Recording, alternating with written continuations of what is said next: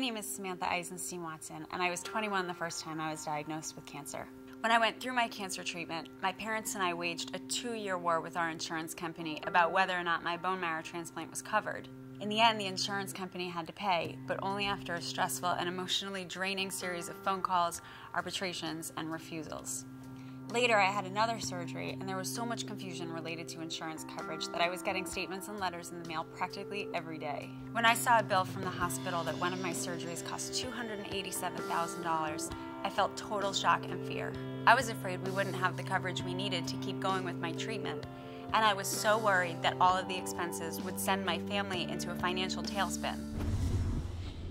People with cancer, when they get diagnosed, they're not thinking about insurance, they're not thinking about any of that, and you almost need to fill out all the paperwork right when you find out and find out what's going to be going on, so that when it gets 2-3 years into this, you have a little bit of knowledge on coverage. When I got an explanation of benefits from my health insurance company, I would match it up to the bill before I would ever pay a bill. So I would sometimes get a second bill from Hopkins, and I'd call and say, sorry, I have no proof from my insurance company that I owe you this money, so I'm not paying you this money. And half the time they'd be like, oh, well, we didn't submit it to your insurance company. Well, why don't you try doing that, and then maybe I'll pay whatever I owe. You need to stay on top of it. You need to make sure that when the bills come in from the hospital, they send bills very quickly, they turn over, that you're not double paying for bills, but that you take notes on your conversations that you have with any billing departments, that, if you're getting reimbursement for any of your payments, that you stay on top of the health insurance for that. But it's a strain when you're ill. I took care of all of my doctor's appointments, all of my dealings with the insurance companies, all of my medications, all of that. And I just said, well, if this is what I'm going to be doing this year, then I'll just focus on it. And that, I think, really helped me treat it in a different way as opposed to letting it happen to me. It's good to have someone to help you with that sort of thing. And that's where I actually referred to the Lance Armstrong Foundation, where I noticed that getting the paperwork together and following up.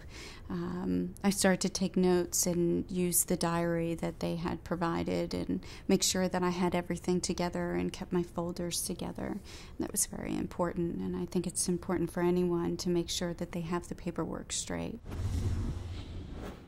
If you're going through cancer treatment and need help taking care of your bills and medical expenses, you need to be proactive.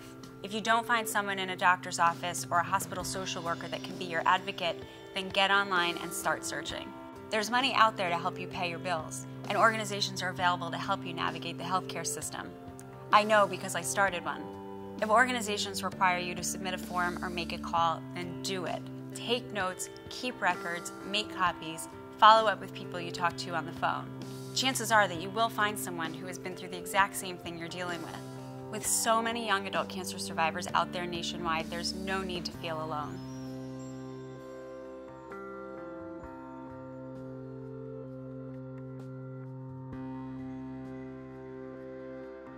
If you're having problems with your bills and medical expenses, it's important that you talk to your doctor or contact these cancer-related organizations for more information.